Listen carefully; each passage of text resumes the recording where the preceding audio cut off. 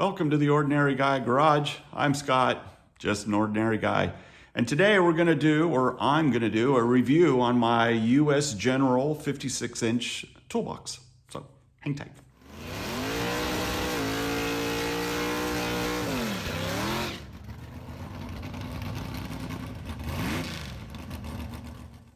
All right, Harbor Freight US General toolbox review. So I've had this box for 3 years. I bought it on a sidewalk sale from Harbor Freight for $650. Now, I couldn't pass that up. And like in my previous videos, or just anybody who watches me is gonna know I'm not a professional. I just do this for fun. I've been working on cars and stuff like that my entire life. And this is what I enjoy doing. So I have a pretty good tool collection. It's fairly extensive for a home shop, and it's forever growing.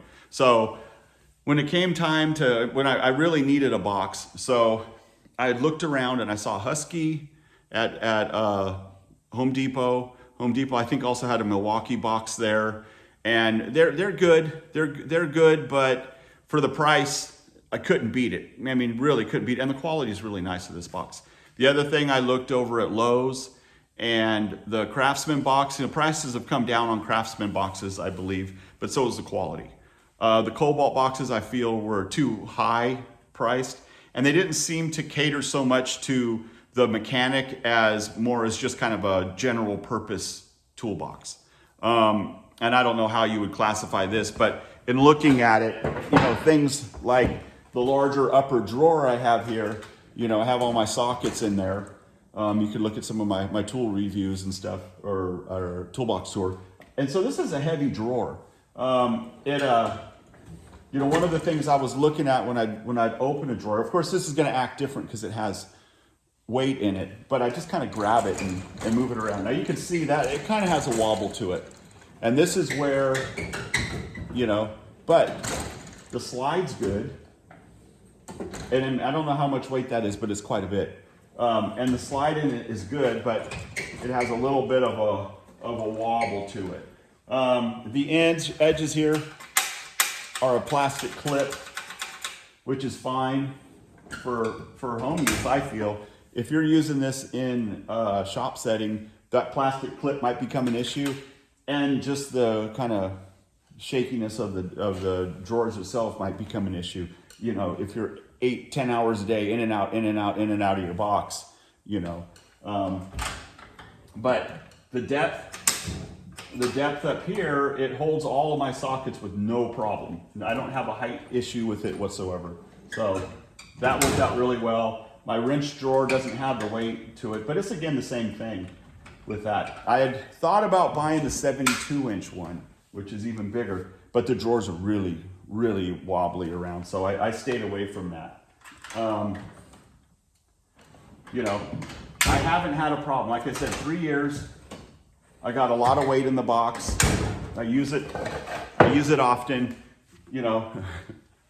I just couldn't do it. I just couldn't do it. I could buy the box, but I just couldn't sit there and stare at US General. So I stuck a Snap-on thing on there. So it's fooled a couple of people, but whatever. I just did it for myself, and whatever. Someday I'll probably replace this with a better box as my tool collection grows. But for now, being a home mechanic, I think it's pretty good. The only problem I had when I bought the box was over here. This one here is loose. That trim piece is loose, but I mean, really, I could throw a couple dabs of silicone in there and it would stay in place. As far as the finish of it, pretty good. I mean, I'm real easy with it, because I got a lot of money tied up in tools, just like anybody does. I got a lot tied up in it, and I try to take as best care of them as I can. And that goes for my toolboxes too. You can see my Craftsman box there. I've had that thing for years, and there's very few, if any, scratches on it. I try to take care of it. I've heard of guys waxing these, and I haven't gone that far, but I do wipe it off and wipe it down often. So my advice, the one thing I don't like about this box, let's get into the things I don't like. I don't like How do we do that? I don't like that drawer. To me, it's a waste.